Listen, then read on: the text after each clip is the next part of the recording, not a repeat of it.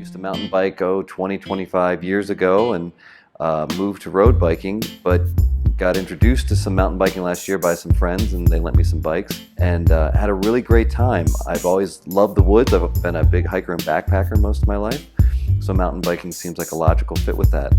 Leo is pretty new to the sport, and so we really wanted to work to put him into a position where he felt comfortable and in control of the bike, and also very balanced so he can move around. You know, in a road bike, you're aiming for efficiency, get that good straight line and just, keep on it.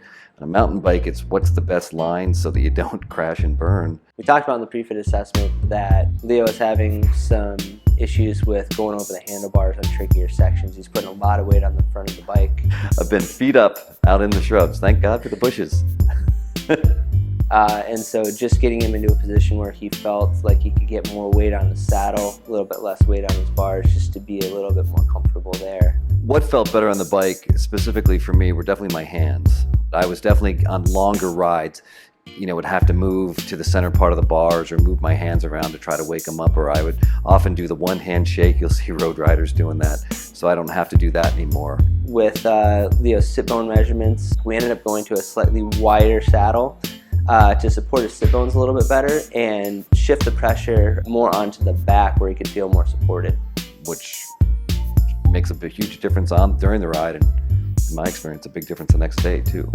Something that was really helpful with Leo's Fit was having the data system running. So not only could he feel the changes that we were making, but he could look ahead of him and see what that was doing to him on the bike. The fit technician had raised it to a point and said, I think we should come back it off a little bit. And you could see how that found that sweet spot in terms of efficiency. We do a follow-up session with every fit that we do. And especially with mountain biking, it's really important to have that real-world input.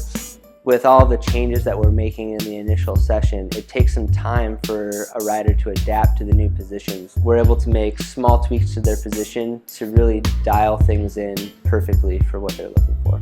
I'm really trying to see how well I can do and how long I can go, and that definitely improves, for me, my endurance and my performance along the way.